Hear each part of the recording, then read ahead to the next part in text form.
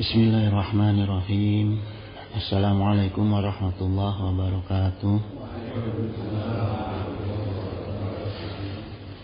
Alhamdulillah allazi an'amana bi ni'matil iman wal islam wa nusalli wa nusallimi ala khairil anam Sayyidina Muhammad wa ala alihi wa sahbihi ajma'in, amma ba'd. Rabbi shrah li sadri wa yassir li amri wahlul 'uqdatam min lisani yafqahu qawli. Hadratal mukarramin, para alim, para kiai, para hujaj, para asatid, para tokoh masyarakat, juga jamaah Masjid Jami Al-Manan, hafizakumullah wa ri'akum, wa zadanallahu ilman wa hirsa. Nah, kesempatan subuh ini saya coba kupas makna yang ada di bulan Zulhijjah, atau orang banyak mengatakannya bulan haji. Karena Zulhijjah itu asal kata dari dua kata, Zul dan Hijjah. Yang kalau Zul itu artinya pemilik, kalau Hijjah itu artinya haji ya. Jadi bulan ini adalah bulan miliknya orang-orang yang berhaji gitu. Dan kemudian di bulan ini juga ada ibadah kurban gitu. Wa qala Allah Ta'ala Al-Hajj ini ayat 27, wa azin fin nasi bil hajj. Jadi Allah ini perintahkan kepada Nabiullah Ibrahim alaihissalam, dan azin berserulah. Jadi azan itu berseru.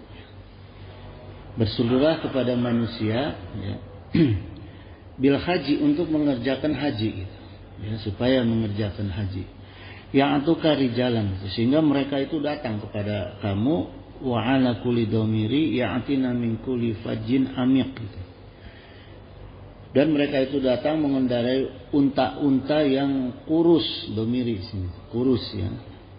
Ya'tina min kulli fajjin amiq itu. Datang dari semua arah, bukan dari satu arah, dari semua arah yang jauh. Jadi artinya saking jauhnya untanya sampai kurus gitu. Jadi ini gambaran seperti itu ya. Sekarang pertanyaan kita, akidah apa? Entah itu akidah agama, entah itu kepercayaan ya, yang mampu mengumpulkan manusia dari seluruh penjuru dunia ke satu titik, Ka'bah ya. Nggak ada tuh. Coba aja cek agama mana, kepercayaan mana yang bisa mengumpulkan seluruh manusia sedunia ya, dari segala macam arah datang ke satu titik. Udah gitu, datang itu nggak ada kesenangan. Coba aja tanya orang yang sudah berhaji ya. Udah buang ongkos, buang tenaga gitu, tinggalin keluarga, nggak ada kenikmatan sama sekali. Kalau secara dohir ya, kalau kita berpikir secara dohir, nggak ada yang enak di sana ya. Capek semua gitu. Tapi buang uang. Kalau wisata wajar lah ya, wajar orang enggak. Tapi ini apa yang dicari gitu oleh manusia-manusia itu ya. Datang ke satu titik, ternyata yang kita datangi itu semua adalah Baitullah. Nah ini jemaah, saya kupas sedikit penjelasan tauhid ini ya, penjelasan tauhid dari kitab Syarah Al-Qawaidul Arba gitu.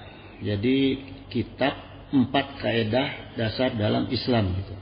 Al-Qawaid itu kaidah, Al-Arba 4 ya.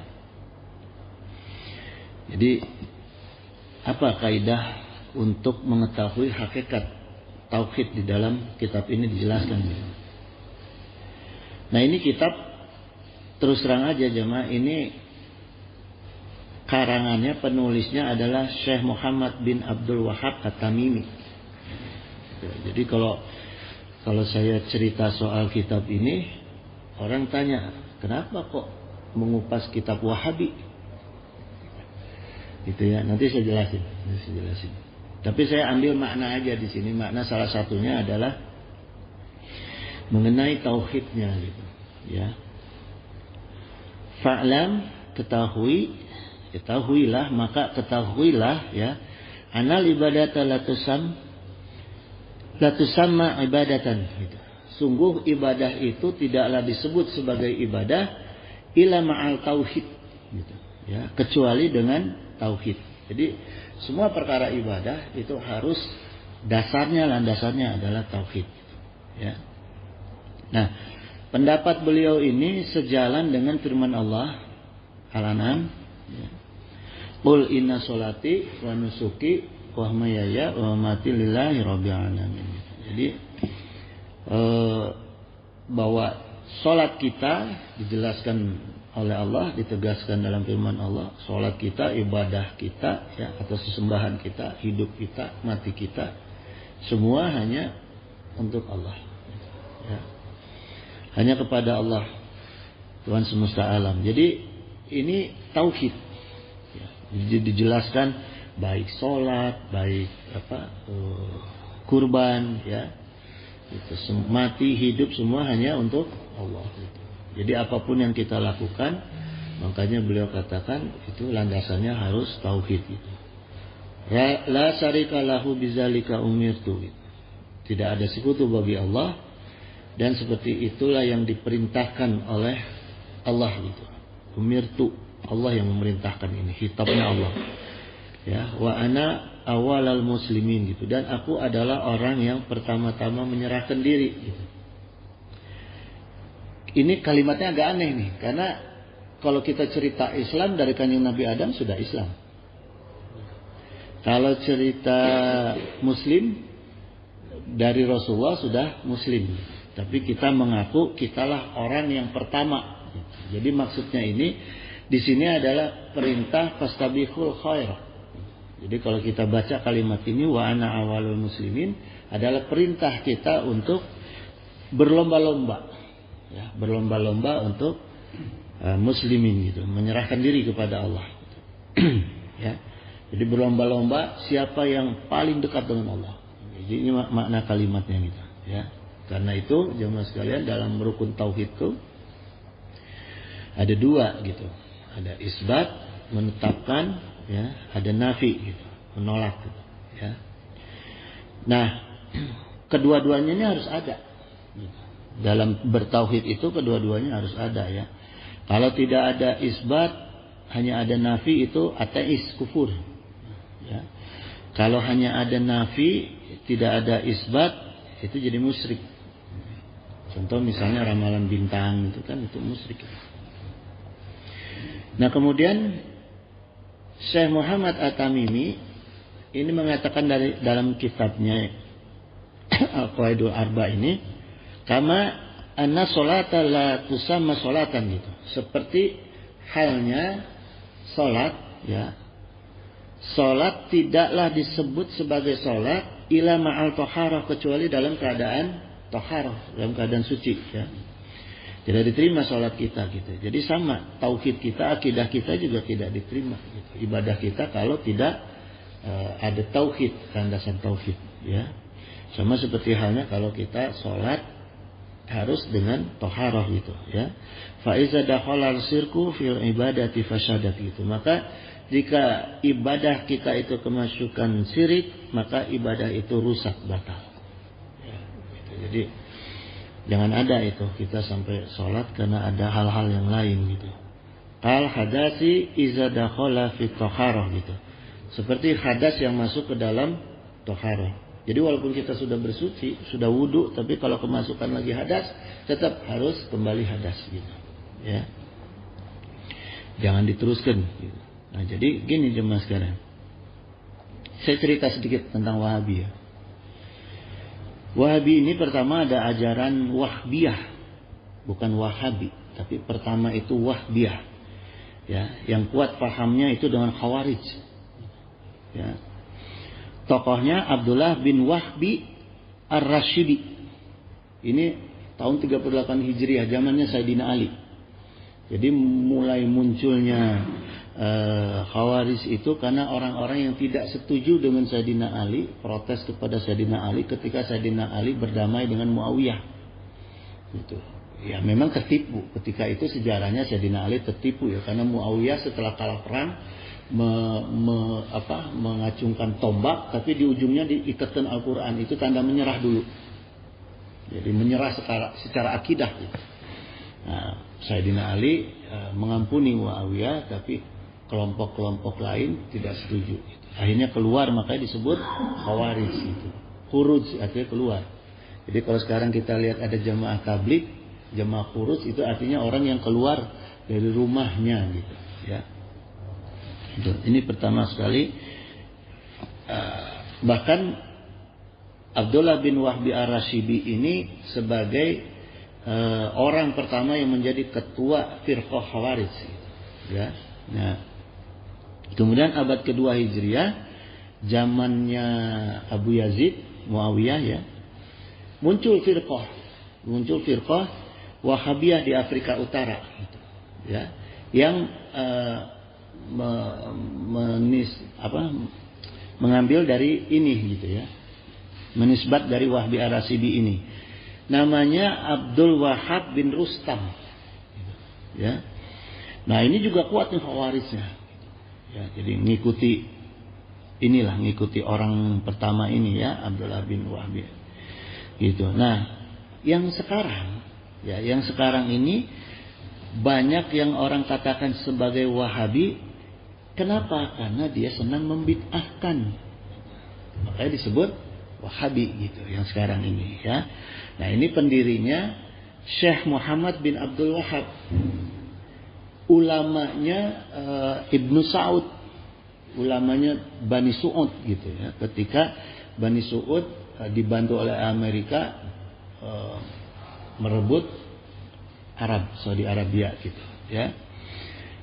Nah dalam kitabnya Ad-Durar As-Saniyah mengatakan bahwa bid'ah itu dia sendiri ini sebagai tokohnya, bahkan pendirinya Syekh Muhammad bin Abdul Wahab, dalam kitabnya ya Ad-Durar As-Saniyah mengatakan bid'ah itu dibagi dua, bid'ah hasanah dan bid'ah dolalah gitu. Tapi yang kesininya mengatakan bid'ah itu ya hanya satu gitu.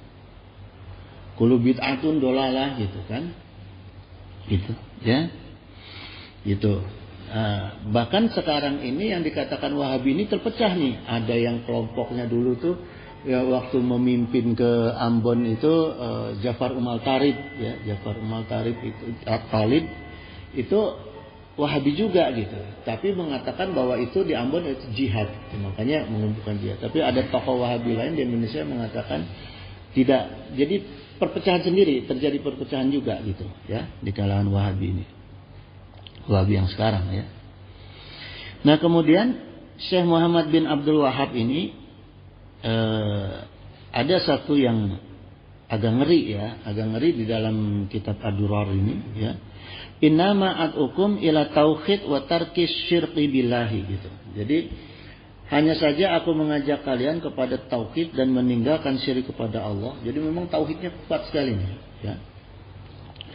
Wa jami'u ma huwa tastasabit tibaqi musriku alal itlaqi gitu. Semua yang berada di bawah 7 langit itu sudah musyrik secara mutlak. Jadi kalau tidak ada tauhid semuanya ya yang terkait di bawah langit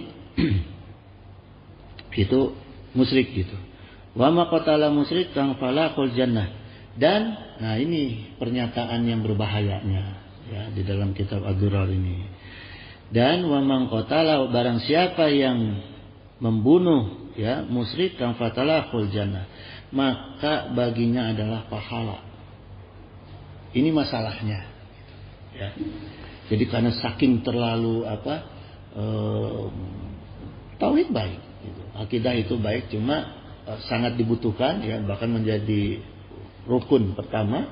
Cuma persoalannya ada hal ini gitu ya, ada hal yang menghalalkan kalau orang yang musyrik. Itu persoalannya gitu.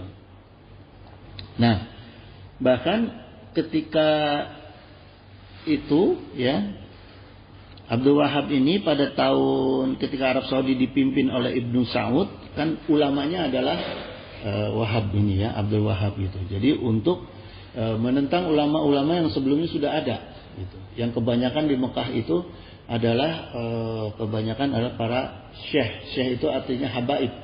Sekarang habaib, dulu syekh, turunan-turunan Rasul itu dipanggilnya syekh gitu ya. Jadi dulu itu jemaah digambarkan kalau di Masjidil Haram di sekelilingnya tuh ada tenda-tenda tempat orang-orang mengajar ngaji. Gitu. Nah, itu yang begitu-begitu semua mazhab ada. Gitu. Nah, akhirnya oleh Wahabi ini Abdul Wahab disingkirkan semua. Ya. Nah, dia menjadi apa ya? Yang mengesahkan apa keinginan raja itu, Ibnu Saud itu.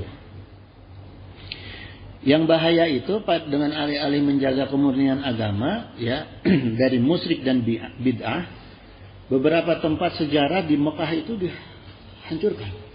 Mekah, Madinah gitu ya, rumah Rasul semua dirubuhkan. Kecuali satu, Maulid Nabi itu. Ya, yang ada sekarang tinggal Maulid Nabi itu.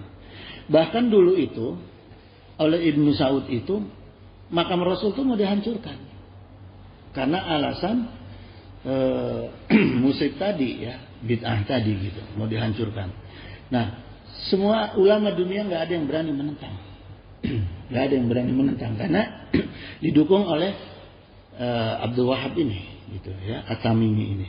Nah, justru dari Indonesia ketika itu Hadratus Syekh Hasyim Asy'ari mengirim utusan ke Mekah gitu ya. Disebutnya Komite Hijaz gitu. Dikirimlah, dipimpin oleh Kiai Haji Abdul Wahab Hasbullah berangkat ke sana. Nah, di sana kan tidak diterima kalau perorangan. Makanya dibentuklah organisasi supaya bisa bersurat gitu. Ya, bahwa ini adalah kelompok gitu, bukan perorangan. Dikirimlah dibentuklah untuk mendukung Komite Hijaz ini, dibentuklah Nahdlatul Ulama. Ya, jadi asal usulnya Nahdlatul Ulama ini dari Komite Hijaz gitu. Ya, kebutuhan untuk meluruskan keinginan Raja Arab Saudi gitu. Nah, tugasnya ya Abdul Wahab Hasbullah ini, Kiai Haji Abdul Wahab Hasbullah ya, itu meminta kepada Raja Arab Saudi itu supaya memberi kebebasan umat Islam untuk melakukan ibadah sesuai mazhab masing-masing yang dianut. Nah, alhamdulillah tugasnya Komite Hijaz ini sukses sehingga makam Rasul tidak digusur gitu. Tadinya mau ditutup gitu. Ya. Makanya sampai sekarang itu kan makam Rasulullah itu dijaga tuh. Ada orang berdoa menghadap makam Rasul diusir sama askar ya gitu, karena memang terlalu segala bid'ah dalam kaidah tauhidnya mereka bagus gitu, tapi dalam kaidah bid'ahnya itu yang terlalu berlebihan gitu ya gitu. Kemudian gini jemaah sekalian ya, tadi Syekh Muhammad bin Abdul Wahab berkata kal hadasi iza dakhala fi taharah gitu. Jadi seperti hadas yang masuk ke dalam taharah. Nah, ini sedikit aja mengenai ilmu balaghah gitu. Jadi kalau dalam Al-Qur'an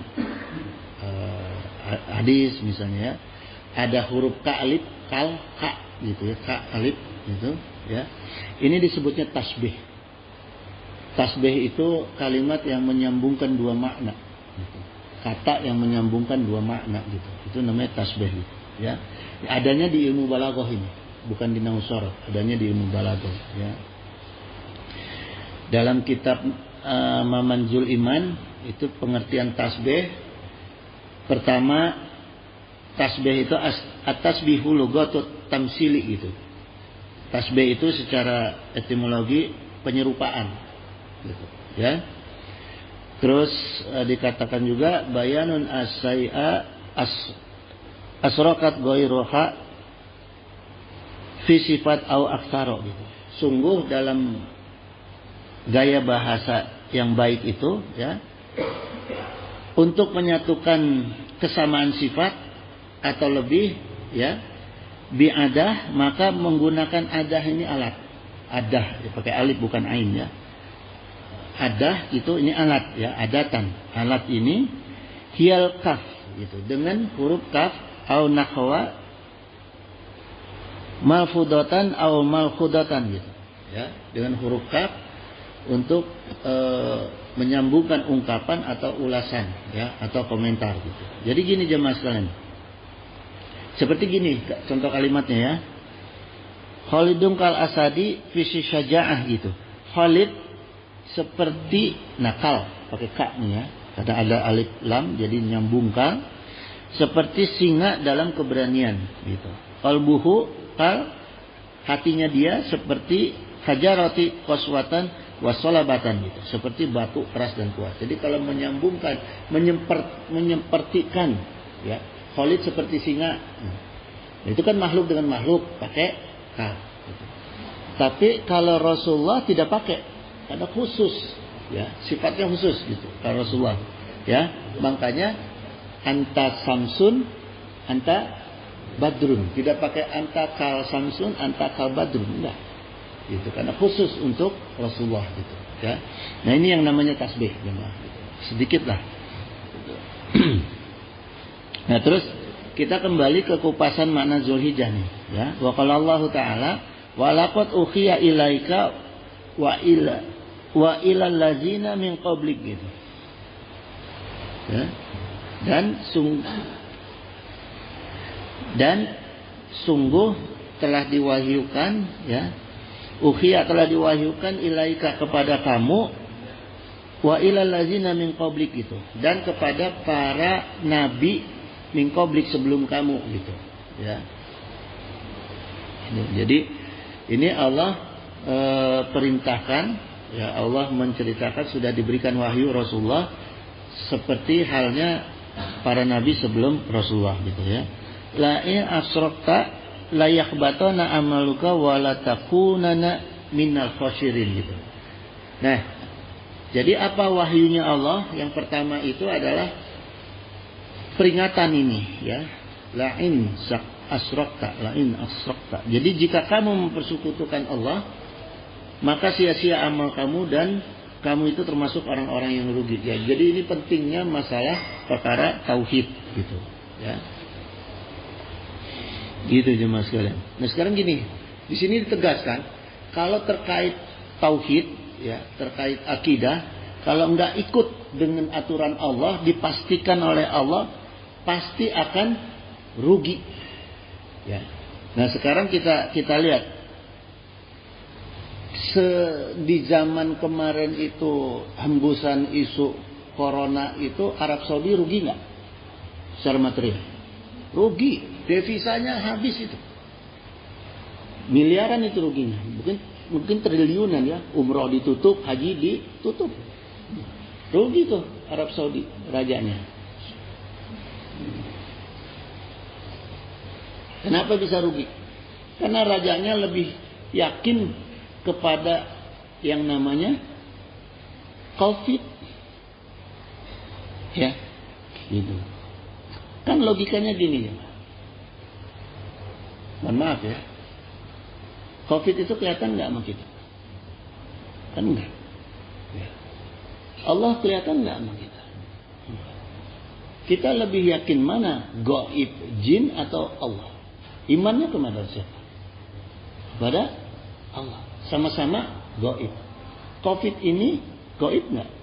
Gaib. Kenapa kok kita lebih beriman pada COVID? Sampai merusak aturan-aturan hukum-hukum Allah. Dan ini dijamin oleh Allah pasti rugi. Saudi rugi. Ya, gitu.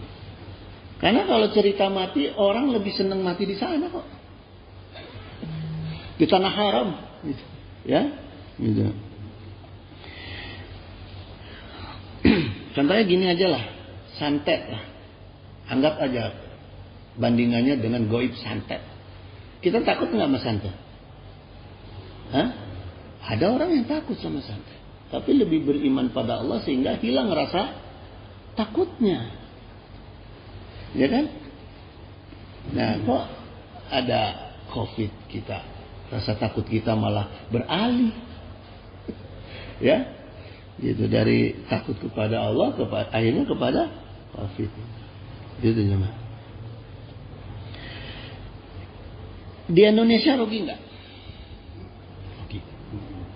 Secara material, ya, rakyat dan bangsa Indonesia itu rugi. Karena apa? Karena menipis. Setiap hari ditayangkan masalah, itu kan pengaruh psikologisnya kuat tuh kalau melalui TV. Ya, gitu. Makanya dulu waktu saya ngaji, ulama saya bilang TV itu alatul malahi, alat yang merusak nilai-nilai ibadah dan akidah. Ya, oleh ulama saya dulu seperti itu. Gitu. Gitu jemaah, ya. Jadi ini jaminannya ya, bahwa kalau kita sudah keluar dari nilai-nilai atau menipis nilai-nilai akidah kita, tauhid kita, maka dijamin oleh Allah pasti rugi gitu. Ya. Terus gimana caranya supaya kita tidak rugi? Terus antisipasinya harus gimana? Ya. Pertama, kita harus lebih menguatkan lagi akidah kepada Allah secara baik dan benar. Ya. Wa qala Allah Ta'ala surah At-Taha ayat 14, Innani annallaha la ilaha illa ana fa'budni. Sungguh aku ini adalah Allah, tidak ada Tuhan selain aku itu. Maka sembahlah aku. Wa aqimis shalah lizikri gitu. Jadi cara kita menguatkan tauhid kita, menguatkan akidah kita kepada Allah, salat. Ya, caranya diajarkan oleh Allah itu adalah salat gitu. Ya. Itu jadi poinnya surat At-Taha ayat 14 itu menyembah Allah, menegakkan salat gitu, ya. Dan salat jemaah terikat kuat dengan masjid. Untuk kita nih, laki-laki, salat itu terikat kuat dengan masjid. Jadi masjid itu termasuk dalam kaidah akidah. Ya, gitu. Ya, gitu. Jadi harus kita pahami. Wa qala Rasulullah SAW an Sa'di ibni Abi Waqqas an abihi ani Nabi sallallahu alaihi wasallam qala Rasulullah SAW innallaha thayyibun yuhibbut thayyiba gitu. Sungguh Allah itu baik dan menyukai hal-hal yang baik, ya. Nadifun yuhibbun nadafa gitu. Allah itu bersih dan menyukai hal-hal yang bersih, kebersihan. Karimun yuhibbul karama. Allah itu mulia dan Allah itu menyukai kemuliaan, ya. Jawadun yuhibbul jawada, dan Allah itu maha indah dan maha menyukai keindahan, ya. Fanadifu, maka bersihkanlah afnaitakum, tempat-tempat kalian gitu. Jadi jemaah, hadis ini menjelaskan, ya, masjid, madrasah atau sarana ibadah lain itu harus terjaga. Pertama kebersihannya, kesehatannya, kemuliaannya dan keindahannya. Maka masjid itu kalau sudah sesuai dengan keinginan Allah dan Rasulnya, ya, implementasi akidahnya, maka insya Allah masjid itu jauh dari berbagai macam penyakit. Ya. Tempat paling aman itu adalah masjid. Makanya di hari kiamat itu dilambangkan oleh Allah yang tidak hancur itu hanya Baitullah, Ka'bah, ya, itu yang adanya di Mekah, Masjidil Haram. Tapi kalau di luar Mekah, Baitullah ini, ya, maka harus kita jaga masjid itu, kebersihannya, kesehatannya, ya, kemuliaannya dan keindahannya gitu. Jangan sampai saya pernah sholat di salah satu masjid, mau sholat itu karpetnya tuh ngeres gitu, banyak kayak entah pasir entah apa. Terus sejadah atau mukena yang disediainya, masya Allah baunya gitu. Sudah menggalik, ya. Nah itu tidak dirawat, itu sudah tidak berfungsi sebagai masjid, ya. Itu jemaah. Itu pertama, ya. Terus yang kedua, bagaimana caranya supaya perjalanan hidup kita itu tidak merugi, ya. Wa qala Nabi sallallahu alaihi wasallam, "Man tamasa ridallaqi bisa khatin nas. Ya. Barang siapa yang mencari keridhaan Allah dengan kemurkaan manusia. Ya.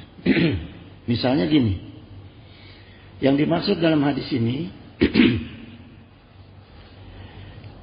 mannya ini barang siapa, ya. Misalnya kita ini taat kepada Allah, saking kita mempertahankan ketaatan kita kepada Allah, akhirnya menyebabkan orang lain itu jadi tidak suka pada kita. Ada nggak situasi seperti itu?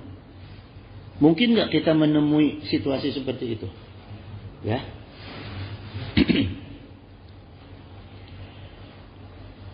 Karena saking taatnya kita pada Allah, pada tauhid, mau sholat ke masjid harus pakai apa namanya nih? Masker. Padahal udah wudu, udah hadas besar. Terus kalau nggak pakai masker diomelin pula. Ya. Nah, jadi ditegaskan di sini oleh Rasulullah, barang siapa yang mencari keridhaan Allah terus menimbulkan kemurkaan manusia, ya. Wa radiyalillahi anhu wa ardun nasa anhu gitu. Dan ketika itu juga Allah ridho kepada dia. Ridho kepada dia dan manusia juga banyak yang ridho kepada dia. Jadi ini, kita artinya di sini oleh Rasulullah ditegaskan, pentingkanlah kita itu taat kepada Rasulullah. Jangan takut kepada manusia untuk menegakkan ketaatan kita kepada Allah. Ya. Itu. Kemudian sebaliknya juga Rasulullah sampaikan ini ada ancaman Allah, wa man tamasa ridon nasi bi syuhatillahi gitu. Ya. Dan barang siapa yang mencari keridhaan manusia, ya, dengan bi syahatillahi, dengan kemurkaan Allah, ya. Misalnya mereka yang suka jilat-jilat penguasa, ya, terus cari muka ke orang-orang kafir, cari muka orang-orang ahli dunia, ya, ahli nafsu dunia, orang-orang munafik, ulama su, ya. Ini kan termasuk orang yang mencari keridhaan manusia, ya. Syahitallahu alaihi wa ashatan nasa alaihi. Maka Allah itu akan murka kepada dia. Dan Allah akan membuat manusia itu ikut murka kepada dia. Ya. Gitu. Jadi kalau zaman dulu saya di pesantren itu kan nulis belum pakai pulpen ya, belum pakai pensil, pakai mangsi. Nah, jadi kalau yang boleh ngejilat itu jilat mangsi. Karena dulu kalau mau nulis itu dijilat dulu. Jadi nggak usah jilat pejabat. Kalau mau jilat mangsi aja gitu, ya. Tintanya Japaron gitu. Terus nggak usah cari muka. Emang kita kehilangan muka? Kita kan nggak pernah kehilangan muka, gitu, ya. Kalau mau kita sadar kehilangan muka itu, cari muka kita kepada Allah. Justru kita sering kehilangan muka kita kepada Allah, bukan kepada makhluk. Gitu. Carilah muka sebanyak-banyaknya kepada Allah. Ya, buat apa cari muka kepada makhluk? Nggak ada untungnya. Wong ada batas waktunya kok di dunia. Gitu. Ya, jemaah. Kemudian jemaah, saya masuk lagi ke perkara bulan Zulhijjah ini ya. Pertama ada haji, ada ibadah haji gitu. Jadi ibadah haji itu sudah ada sebelum diutusnya Rasulullah SAW, ya. Tapi masalahnya di dalam Al-Quran itu tidak pernah disebutkan, tidak disebutkan kapan ibadah haji pertama kali dilakukan oleh manusia, ya. Nah kalau kita simak dari sejarah, pertama adalah sejarah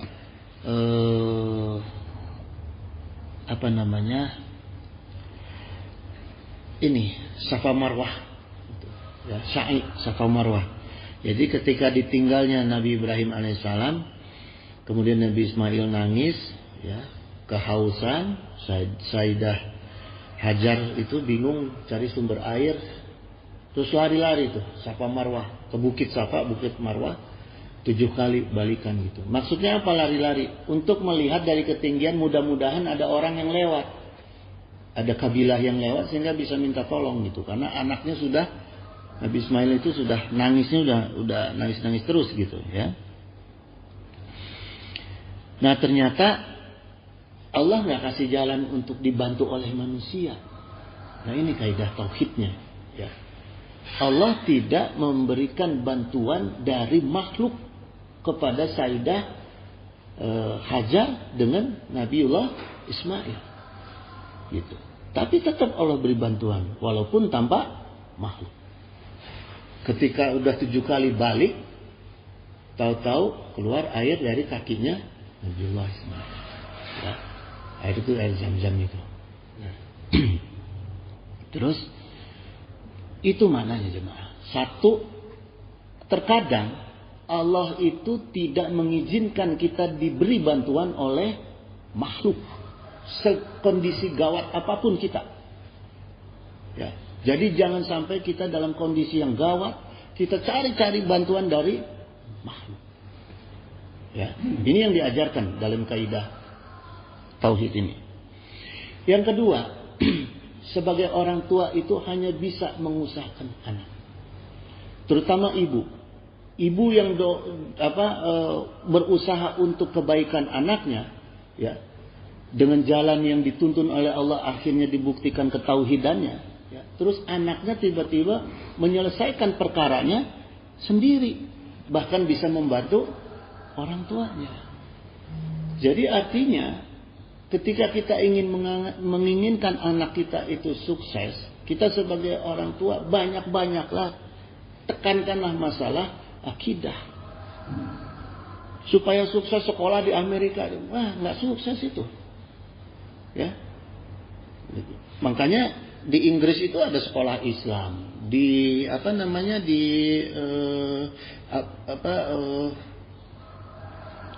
Ceko, ya. Itu ada sekolah Islam. Itu dalam rangka orang-orang Barat itu setelah perang salib menyediakan sekolah-sekolah Islam di negeri mereka supaya mencuci otak orang-orang Islam. Ya, itu. Jadi kalau menyekolahkan anak udahlah di pesantren. Ya. Kalau perlu supaya seimbang pesantren yang ada pendidikan ilmu umumnya, nggak apa-apa gitu. Toh kita lebih tenang. Saya alhamdulillah 5 anak saya semua setelah lulus SD wajib pesantren. 6 tahun minimal. Ya, 6 tahun minimal. Setelah 6 tahun mereka mau kuliah di mana aja alhamdulillah. Ya. Ini subhanallah, mohon maaf bukan saya sombong, anak saya yang kedua itu malah dapat undangan karena kadang-kadang universitas itu nyari ke pesantren. Mana anak yang berprestasi di pesantren dapat undangan di UI. Ya, ada satu yang lainnya ya alhamdulillah tapi kuliahnya bagus ya. Minimal di pesantren-pesantren itu kan bahasa Arab dan bahasa Inggrisnya bagus. Kayak Gontor gitu kan. Karena dijadikan sehari-hari gitu. Itu jadi modal. Satu lagi kita sebagai orang tua, alhamdulillah ketika anak di pesantren itu kita nyari rizki Allah tuh tenang. Karena nggak harus nonton patroli. Acara patroli itu di TV kan beritanya kerusuhan, tawuran. Ya, kalau yang nggak di pesantren kan kita was-was, anak belum pulang was-was. Sedangkan kalau di pesantren minimal terjaga sholat 5 waktunya. Kita bisa nggak jagain sholat 5 waktu anak kita? Sehari nggak bisa. Ya, minimal. Nah ini yang diajarkan hikmahnya. Gitu. Ya. Kemudian yang kedua, Allah perintahkan talbiyah. Ya. Nah ini keterangannya ini dalam tafsir Al-Qurtubi, qala fa'azin fin nasi bi haji yang tadi ya Allah sampaikan. Allah berfirman untuk Nabi Ibrahim itu memanggil orang-orang untuk berhaji, qala ya. Kemudian tanya Nabi Ibrahim tuh nanya kepada Allah, bertanya balik. Kaifa aqulu? Ya. Bagaimana hamba mengucapkan supaya mereka itu nanti menjawab panggilan engkau gitu. Ya. Qala qul ya. Kemudian Allah berfirman, sampaikanlah Ya ayuhan nas ajibu rabbakum salasa mirarin gitu. Wahai manusia, jawablah panggilan Allah itu sekalian 3 kali. 3 kali ya. Fafa'ala, maka Nabi Ibrahim itu naik ke Bukit Abu Kubais, kemudian melaksanakan faqalu, orang-orang itu diperintahkan untuk berkata labaik Allahumma labaik 3 kali. Ya, maka kalau kita umroh, haji itu menyampaikan labaik Allahumma labaik itu sebanyak 3 kali ya. Faman ajaba yaumazin fahuwa hajjun gitu. Maka siapa saja yang menjawab pada hari itu maka dia berhaji. Gitu, ya. Kemudian gini jemaah sekalian. Jadi maknanya siapapun yang datang ke tanah haram baik Mekah maupun Madinah disunahkan untuk bertalbiyah ya. Nah, orang-orang yang datangnya di bulan Zulhijjah dan berwukuf di Arafah lalu bertalbiyah maka dia sudah berhaji gitu. Wa qala Nabi sallallahu alaihi wasallam al-hajjun Arafah. Jadi haji itu adalah wukuf di Arafah. Faman adrak lailata Arafah, siapa yang mengetahui pada malam Arafah, artinya dia sudah tinggal di malam Arafah. Malam tanggal 9 sudah di sana, sudah di Arafah ya.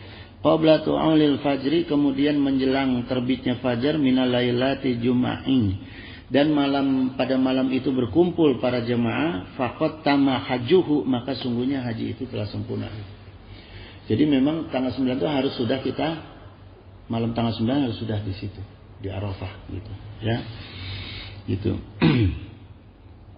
Mau puasa lebih bagus lagi gitu. Wukuf sambil puasa lebih bagus lagi. Tapi kebanyakan wukuf itu tidak diisi dengan puasa gitu. Mendengarkan tausiah gitu ya. Wa usila ila an saumi wa su'ila an saumi yaumi Arafah gitu. Dan maksudnya ini su'ila ini maksudnya Rasulullah SAW itu ditanya tentang puasa pada hari Arafah ya oleh para sahabat. Faqala, kemudian beliau bersabda, yukafiru sanatal madiyata wal baqiyata gitu. Jadi puasa Arafah itu menghapuskan dosa yang tahun lalu dan dosa yang tahun akan datang. Ya, jadi usahakanlah di tanggal 9 itu kita berpuasa. Ya. Nah, itu. Kemudian dalam sejarah tawaf itu, jemaah sekalian, ini sejarah tawaf. Sejarah tawaf itu terkait dengan Al-Baqarah 30 ya, ketika wa isqala rabbuka lil malaikati inni ja'ilun fil ardi khalifah. Ketika Allah ingin menciptakan Nabi Adam kan diprotes ya oleh malaikat dan iblis. Qalu taj'alu fiha ma yafsidu fiha wa yafiqud dima gitu.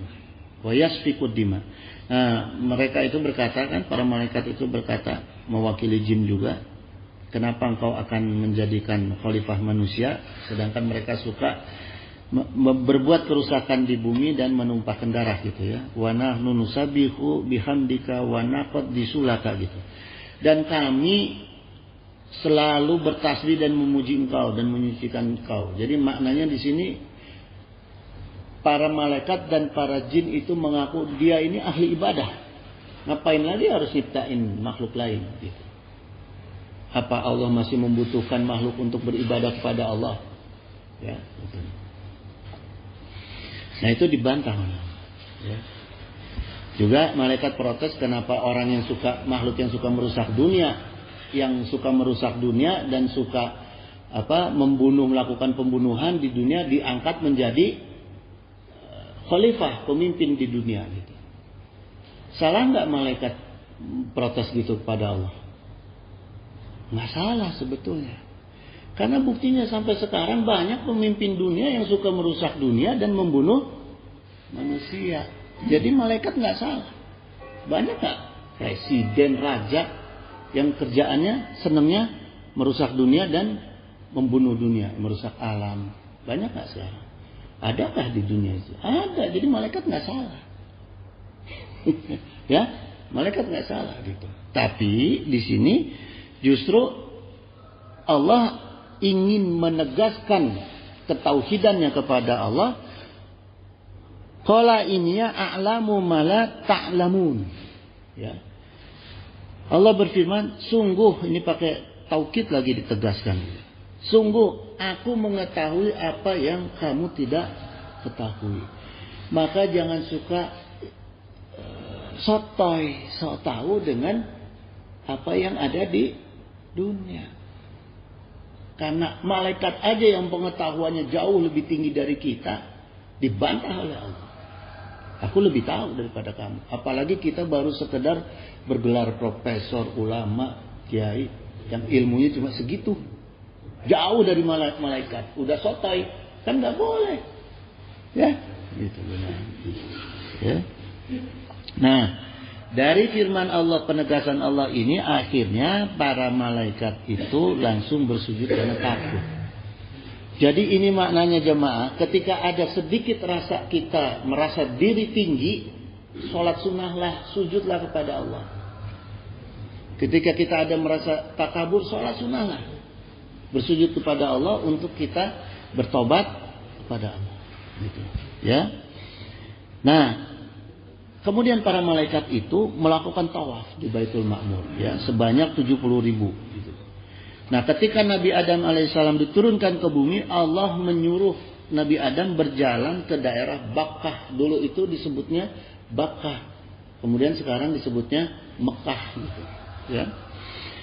Nah, setelah melewati Syam sampai ke Bakkah, Nabi Adam melakukan tawaf di Baitullah.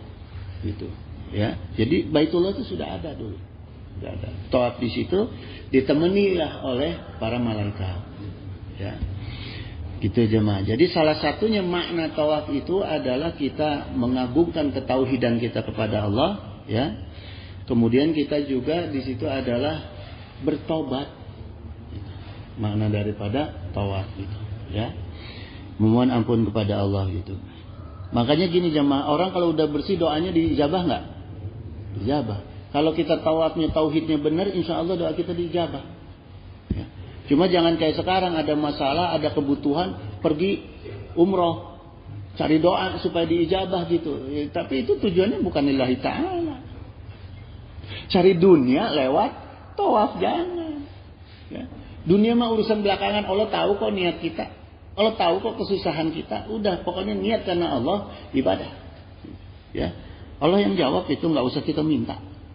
Ya, kecuali dalam doa, gitu ya. Kecuali dalam doa, karena itulah tempatnya kita untuk meminta, gitu. Ya.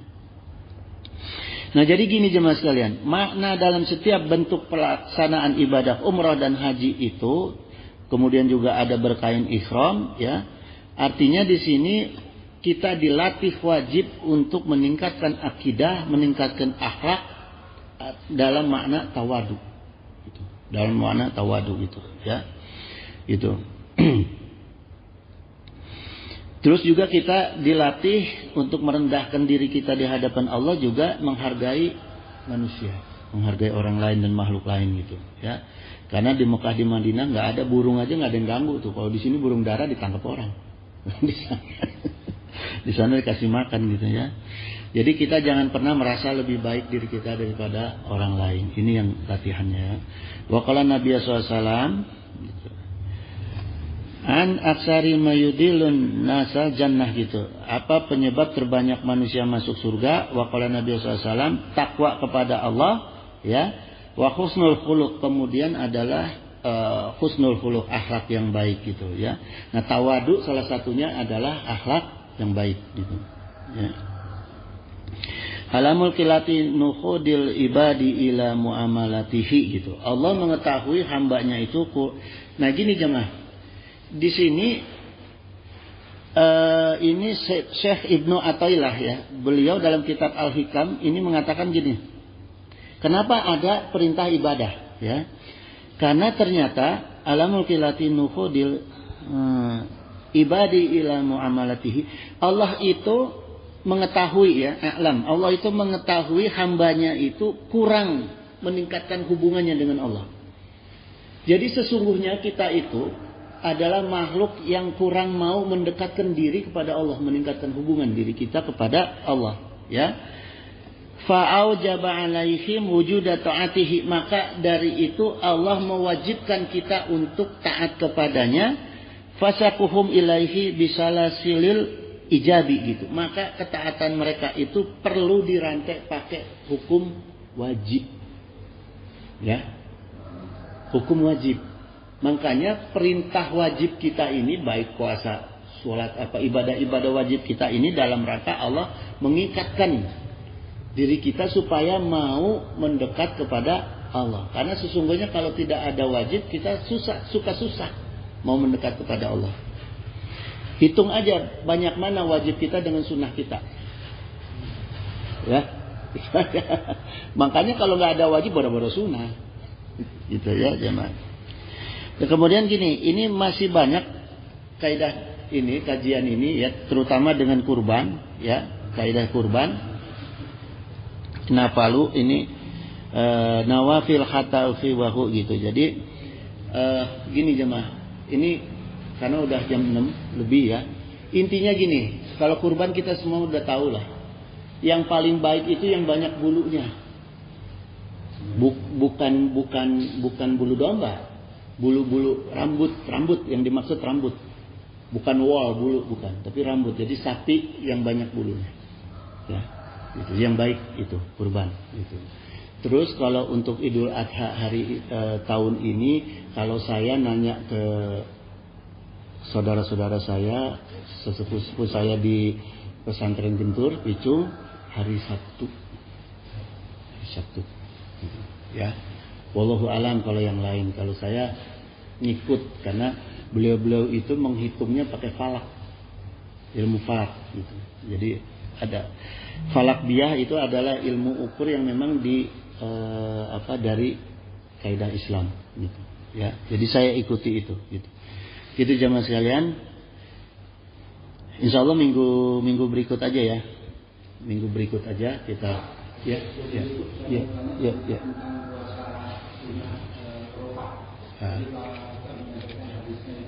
Itu menunjukkan waktu atau menunjukkan momen. Artinya ada beberapa pendapat saya bisa menyampaikan walaupun di sana belum cukup, kalau di sini sudah tanggal 9 sunnah untuk puasa. Padahal kan kalau menurut saya tidak mungkin Nabi Muhammad SAW menyerahkan kita untuk puasa kalau tidak ada kegiatan wukuf kan itu ya. Iya. Tapi ada orang-orang yang mendapat bahwa wukuf puasa sunnah itu tidak ada kaitannya dengan wukuf. Nah, bagaimana mungkin Nabi mensunahkan kita untuk berpuasa sunnah kalau tidak ada kegiatan wukuf? Jadi memang penjelasan. Gini ya. Nah ini kaitannya juga dengan haji. Ya. Jadi makna haji maupun makna kurban itu kan ada dalam satu bulan Zulhijjah. Kurban itu adalah pengorbanan kita kepada Allah.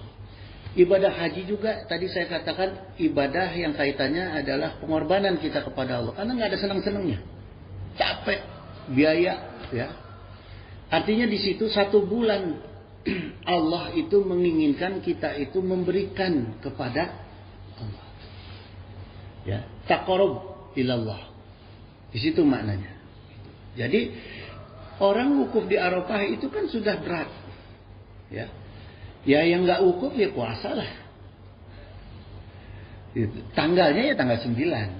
Ditentukan Zulhijjah tanggal 9. Karena itu masuk dalam din, aturan agama gitu. Enggak boleh tanggal 8, 9, 10 enggak, gitu. Tetap tanggal 9 gitu.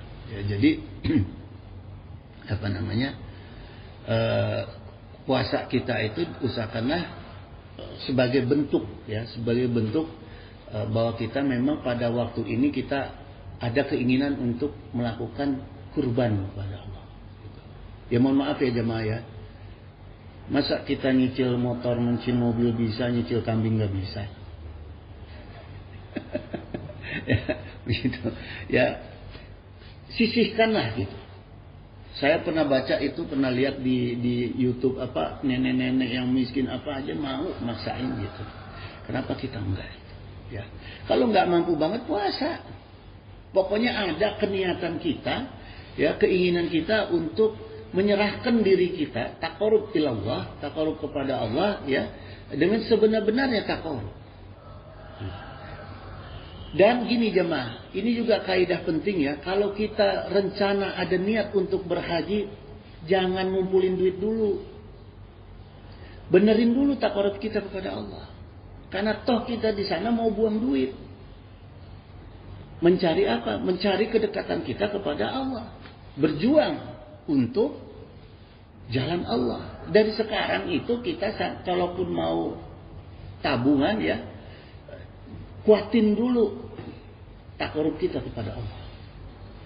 Ya, besarkan dulu rasa korbankan dulu diri kita kepada Allah. Gitu. Ya, dalam konteks agama ya, bukan kurban yang keluar dari akidah tauhid.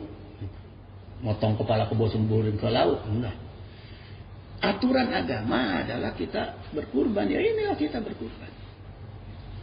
Ya, jadi dengan usaha kita untuk mau melaksanakan diri, mengorbankan harta kita, mengorbankan diri kita untuk kepentingan Allah, sambil kita minta berdoa sama Allah supaya dimudahkan pergi haji, insya Allah dimudahkan. Ya, malah orang yang sudah bertahun-tahun udah lunas nggak nyampe itu. Ada yang udah pakai ihram kemarin saya dengar tuh dipulangin. Ya, nggak ada jemaah. Urusan haji, makanya Allah sandingkan haji dengan kurban. Ya, urusan haji nggak ada kaidah lain kecuali dengan nilai kurban. Gitu. Jadi jangan pernah kita haji itu dengan niat untuk pergi haji, wah sombong ngumpulin duit, wah, orang kaya aja nggak berangkat. Ya, gitu. Jadi ya sudahlah, pokoknya kita pahami kaidahnya bahwa segala sesuatunya inilah bulannya saat kita melakukan pendekatan kita takarub kepada Allah gitu. Ya, termasuk puasa.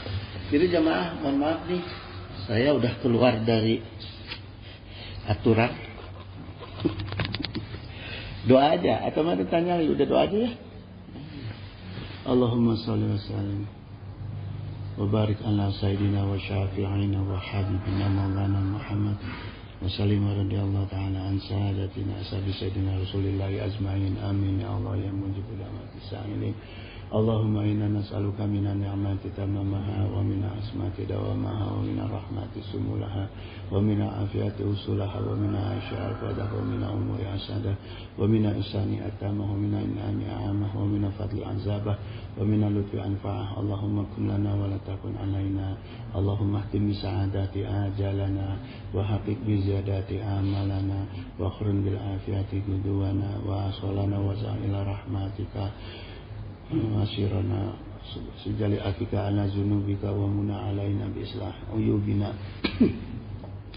waj'al taqwa zawdana wa fi dinika istihadana wa alaika tawakkulana wa akimadana wa sabitna ala nahjil istiqamah wa aizna fid dunya min mujibati nadamati yaumil qiyamah wa hafif anna sikla auzar warzuqna aisyata amrar wa akfina wasrif anna sarar asrar wa antikri qawbana wa liqawba abaina wa ummahatina wa ikhwanina wa walidina wa ashiratina wa zawjatina birahmatika ya azizu ya ghafaru ya syataru ya halimu ya jabbaru ya Allah ya Allah ya Allah ya Rahman ya Rahim ya Arhamar Rahimin innaka ala kulli syai'in qadir wa bi dzati jadir subhana rabbika rabbil izzati amma yasifun wa salamun ala mursalin walhamdulillahi rabbil alamin.